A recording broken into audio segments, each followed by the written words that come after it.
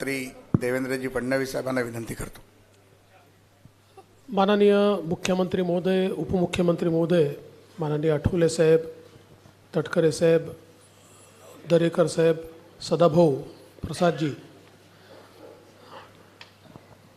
निवडणुकीचा शंखनाद झाला आहे. अर्थात आमच्याकरता शंखनाद झाला आहे, काहींकरता ऐलान झाला आहे. पण आज या निमित्ताने आमच्या महायुती सरकारने 2-2.25 वर्षामध्ये जे काही कार्य केलेलं आहे त्याचं एक रिपोर्ट कार्ड आपल्यापुढे आम्ही ठेवतो आहोत. अर्थात हे संक्षिप्त रिपोर्ट कार्ड आहे, कारण आपल्याला ठळक बाबीच तुमच्यापर्यंत पोहोचवता येतील. सविस्तर त्यातला प्रत्येक मुद्दा आणि त्या घटकांकरता केलेली कामं याची पुस्तिका आहे. त्याच्यामुळे ती काही आपल्यासमोर ठेवणं आम्हाला आत्ता संयुक्तिक वाटत नाही, ते आपल्यापर्यंत आम्ही पोचवू. एक महाराष्ट्राच्या जनतेच्या लक्षात आलं असेल, स्थगिती सरकार गेल्यानंतर गती आणि प्रगतीचं सरकार हे गेल्या 2-2.25 वर्षामध्ये महाराष्ट्राने बघितलेलं आहे.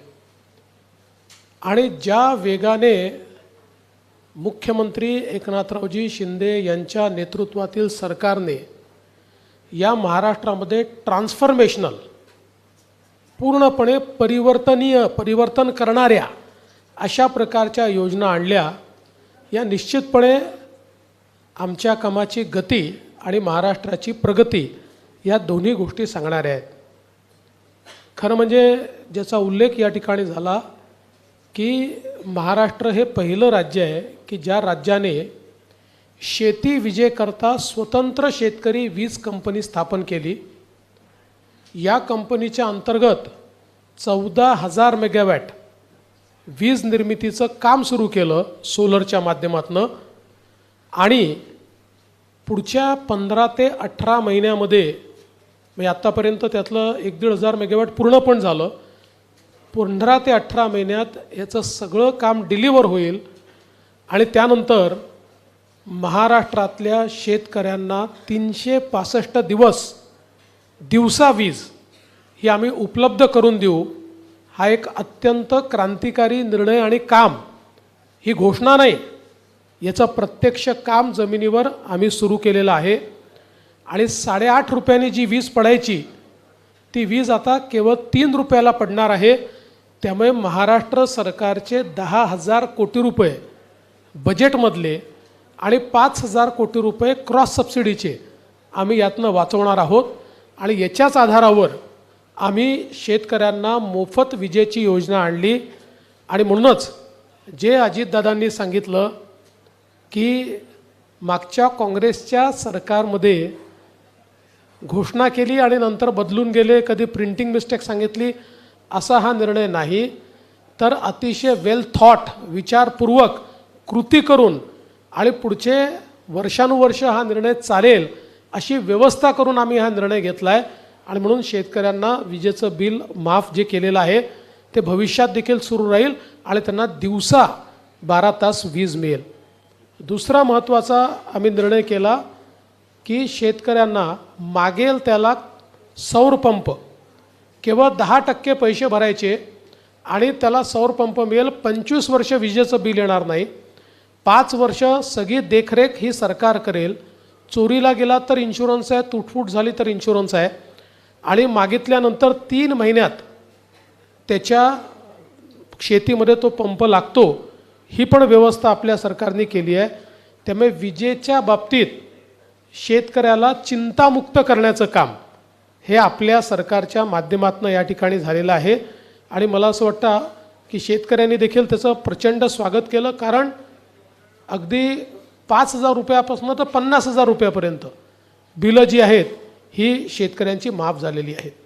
दुसरं, सिंचनाच्या क्षेत्रात देखील या सरकारने अभूतपूर्व कामगिरी केली आहे.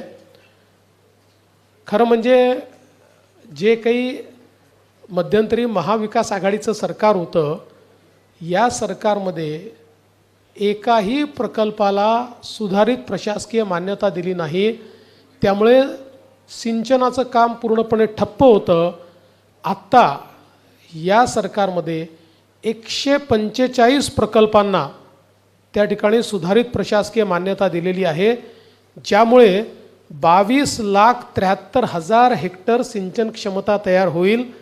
आणि आपण बघा, सगळ्या महाराष्ट्रातल्या दुष्काळी भागामध्ये ही सगळी प्रकल्प आपण त्या ठिकाणी मान्य केलेली आहेत. अनेक दुष्काळी भागातले कामांची सुरुवात केलेली आहे. म्हणजे अगदी पश्चिम महाराष्ट्रातला दुष्काळी भाग असो, मराठवाड्यातला असो की विदर्भातला असो, कामांची सुरुवात देखील झालेली आहे.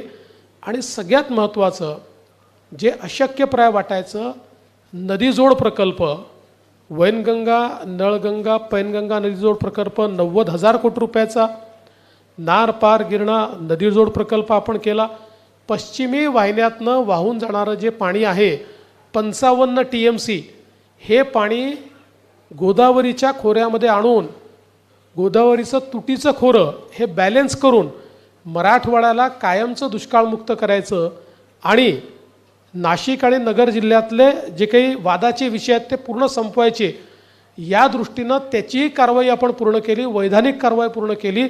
त्याच्याही संदर्भात सगळं त्याचं फर्स्ट स्टेजचं टेंडर आपण त्या ठिकाणी काढलेलं आहे. त्यामुळे यातली कुठली योजना ही केवळ कागदावर नाही, सगळ्या टेंडर स्टेजला टेंडर निघालं आहे, अनुसंधान चाललेलं आहे. अशा प्रकारे सिंचनाच्या क्षेत्रामध्ये प्रचंड मोठं काम हे आपल्या सरकारने या 2-2.5 वर्षामध्ये या ठिकाणी केलेलं आहे. वेगवेगळे जे घटक आहेत, मग आपले निराधार असतील, विधवा असतील, पोलीस पाटील असतील, ग्रामसेवक असतील, अंगणवाडी सेविका असतील, कोतवाल असतील, होमगार्ड असतील, आशाताई वर्कर असतील, एकही असा घटक नाही की ज्या घटकाला आपल्या सरकारने दिलासा दिला नाही. आता काल परवाच होमगार्डचे जे मानधन आहे ते दुप्पट आपल्या सरकारने केलं आणि या सगळ्या घटकांना भरघोस अशा प्रकारची वाढ देऊन त्यांच्याही जीवनामध्ये परिवर्तन करण्याचं काम केलं आहे. तसंच वेगवेगळे जे समाज आहेत, मग ते आता आगरी समाज असेल, कोळी समाज असेल, गवळी समाज असेल, मासेमारी करणारे असतील, यंत्रमाग असतील, कुंभार समाज असेल, चिंपी समाज असेल, लोहार समाज असेल, सोनार समाज असेल, आर्यवैश्य समाज असेल, तेली समाज असेल, वेगवेगळ्या समाजांचे त्या ठिकाणी आपण महामंडळं तयार करून आणि त्या माध्यमातून लक्षित घटक म्हणून त्यांच्याकडे आपल्याला कसं लक्ष देता येईल हा प्रयत्न केला. आणि त्याचवेळी आपण अण्णासाहेब पाटील आर्थिक विकास महामंडळाच्या माध्यमातून 1 लाखापेक्षा जास्त मराठा तरुणांना उद्योजक करण्याचं काम याच सरकारने या ठिकाणी केलेलं आहे. मध्यंतरी तर जे 2.5 वर्षाचं सरकार होतं त्या सरकारने अण्णासाहेब पाटील आर्थिक विकास महामंडळांना कुलूप लावलेलं होतं, त्याला काहीही त्या ठिकाणी मदत करण्यात आली नाही. पण आज मोठ्या प्रमाणात हे काम आपण करतो आहे. अर्थात सहज उल्लेख करतो की पहिल्यांदाच पत्रकार आणि वृत्तपत्र विक्रेता यांचाही विचार या सरकारने केलेला आहे, हे देखील मला या निमित्ताने नमूद केलं पाहिजे. इन्फ्रास्ट्रक्चरच्या सेक्टरमध्ये सरकारने केलेलं काम अभूतपूर्व आहे आणि हे आपल्याला सांगायची गरज याकरता नाही की हे काम सोशल सेक्टरचं काम दिसत नाही, पण इन्फ्रास्ट्रक्चर सेक्टरचं काम आपल्याला पाहायला मिळतं. मग ते समृद्धी महामार्गाचं काम असो, ग्रामीण रस्त्यांचं काम असो, नवीन महामार्गांचं काम असो की मुंबई आणि MMR रिजनमधलं वेगवेगळ्या प्रकारचं ते माननीय मुख्यमंत्री सांगतील म्हणून मी त्याच्या डिटेलमध्ये जात नाही. पण मला असं वाटतं की इन्फ्रास्ट्रक्चरच्या क्षेत्रात या सरकारने जे काम केलेलं आहे ते अभूतपूर्व अशा प्रकारचे. आणि वाढवणसारखं बंदर, खरं म्हणजे हे जे काही वाढवण बंदर आहे हे महाराष्ट्राला पुढचे 25-30 वर्ष महाराष्ट्राची आणि देशाची अर्थव्यवस्था हे वाढवण बंदर चालवेल. कारण आज देशाचं 60% कंटेनर ट्रॅफिक JNPTचं पोर्ट हे हँडल करतं.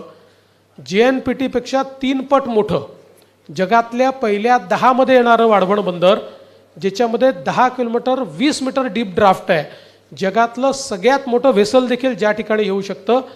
त्यामुळे भारताला आणि महाराष्ट्राला मॅरिटाईम ताकद जगातली या एका वाढवण बंदराने या ठिकाणी होणार आहे.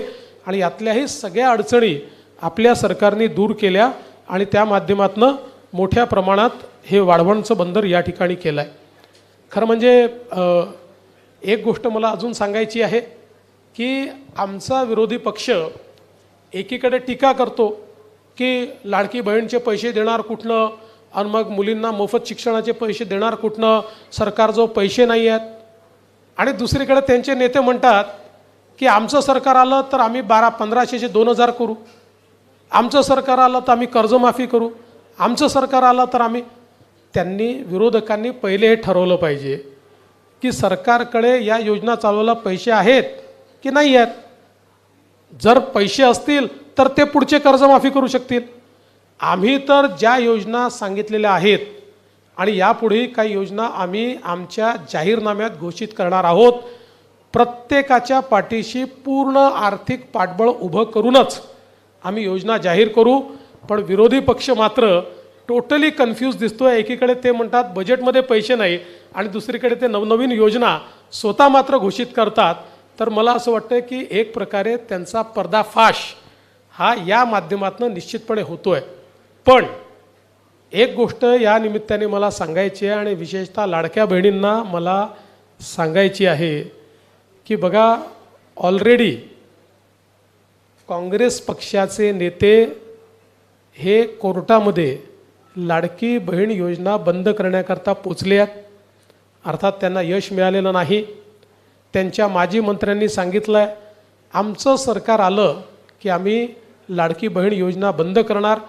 आणि परवा तर माननीय उद्धवजींनी जाहीर सभेत जाहीर केलं आहे की आमचं सरकार आल्यानंतर महायुती सरकारच्या सगळ्या योजना आम्ही बंद करणार, त्यांचे सगळे निर्णय आम्ही उलट करणार.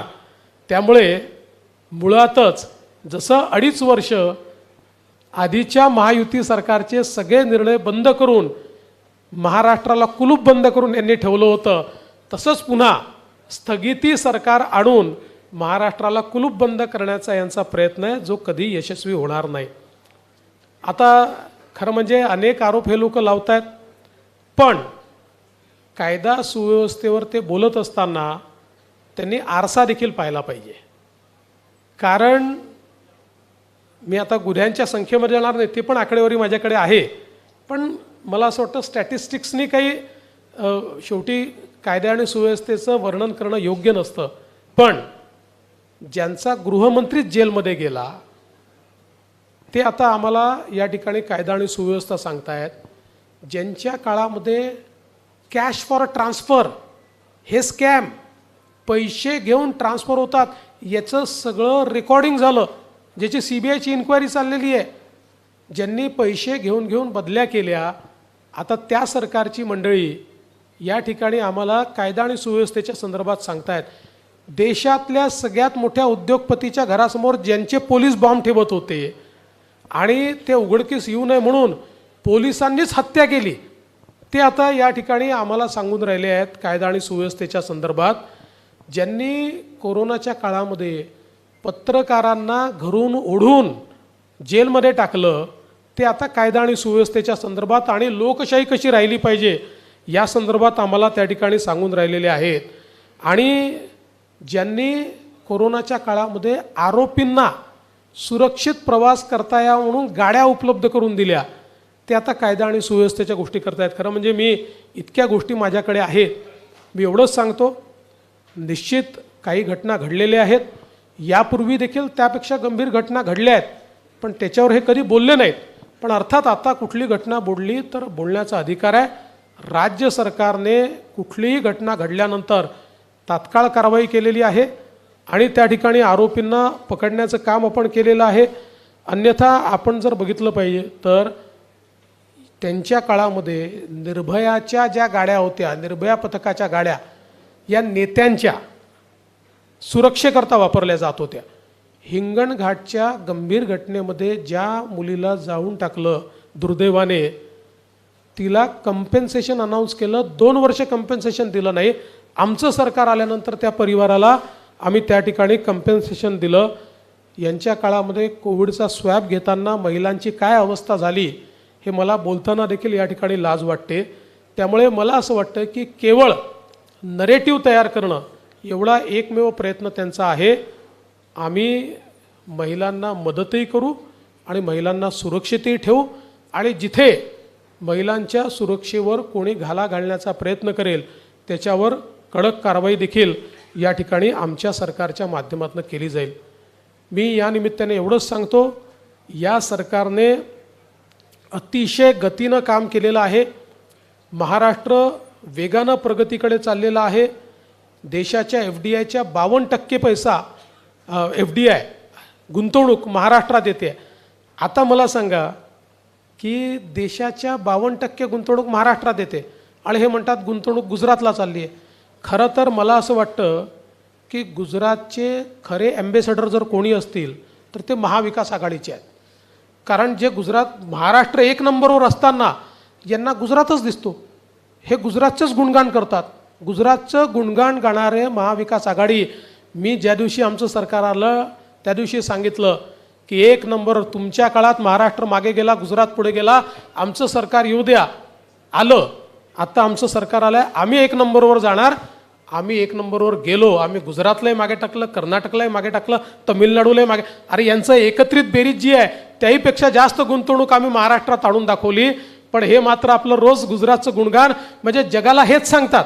महाराष्ट्र पुढे असून यांना पुढे असलेला महाराष्ट्र दिसत नाही, हेच रोज जगाला सांगतात की नाही गुजरात पुढे, गुजरात पुढे. मी या ठिकाणी आकडेवारीसहित सांगतो, महाराष्ट्रच पुढे आहे, महाराष्ट्रच पुढे राहील.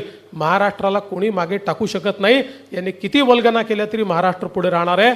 आमच्या मुख्यमंत्र्यांच्या नेतृत्वात या 2 सव्वा 2 अडीच वर्षामध्ये प्रचंड काम आमच्या सरकारने केलेलं आहे. त्याचं संक्षिप्त रिपोर्ट कार्ड आम्ही ठेवतोय. कालांतराने हळूहळू सगळ्या गोष्टी समोर ठेवू आणि मला विश्वास आहे की जनतेचा पाठिंबा आणि आशीर्वाद हा पुन्हा आम्हाला मिळेल आणि जे कामं राहिली आहेत ती कामं पुढच्या 5 वर्षामध्ये आम्ही करून दाखवू हा विश्वास मी व्यक्त करतो. धन्यवाद.